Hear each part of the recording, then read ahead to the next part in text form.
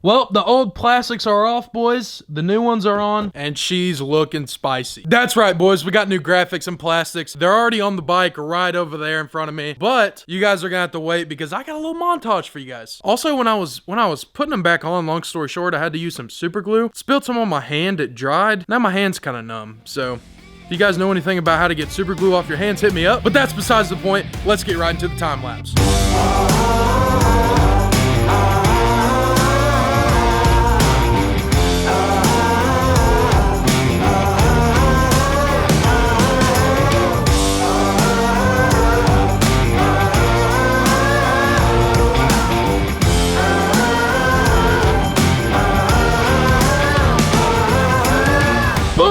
Check it out, boys. Dude, it looks so perfect. I absolutely love it. Chris over at ADD GFX hooked me up. Chris absolutely knocked it out of the park with this kit. But dude, this kit is so perfect. I'm absolutely in love. Now the question is, where do we start? I guess we'll just start from the front. As you guys can see, this whole kit is printed in a matte color. Now, unlike those over there that are real shiny and glossy, this is a matte black and a matte green. Now, as you guys can see, the fender is not matte. So what that means is that the colors kind of contrast and they're not really the same. So I don't know how I feel about this because you can obviously see the graphics on the plastic. I don't know what I'm going to do about it just yet. I might end up cutting just this black part out and then take all the rest of it off. Or I might get Chris to print me a new front part right here that's all black so that there's no green on the front, but who knows? It's obviously a little nitpicky, and Chris warned me before that the matte color does not match the fender, so I was warned, but I risked it for the biscuit, and I think the black on the back, the black matte, is completely fine for this little goof of a front fender. The whole rest of the bike looks absolutely perfect. Now, you know we had to put the YouTube logo on here, so go subscribe to Ryan Larkins. You know we had to get that on there for you guys. Now, for this kit, I really wanted a simple design. I didn't want anything too crazy, and Chris absolutely nailed it. It looks simple enough to where it doesn't really stand out, but it's sexy enough to where if you notice it, it's gonna please your eyes, if that makes any sense. That's why I kind of went with the mostly black theme, because I didn't like the bike being fully green. I really like the way the green fades into the black on the backside. And so it's really simple. Logos aren't ginormous, and it's just perfect, man. Like, it looks so good. So we got my numbers in the front. I really wanted a font that was more of like a freestyle kind of ride, not really like a perfect racing kind of look. And also we got the black number plate in the back that contrasts the front with the white. So it is kind of a more freestyle look to this bike, and it looks spectacular. Going down the side,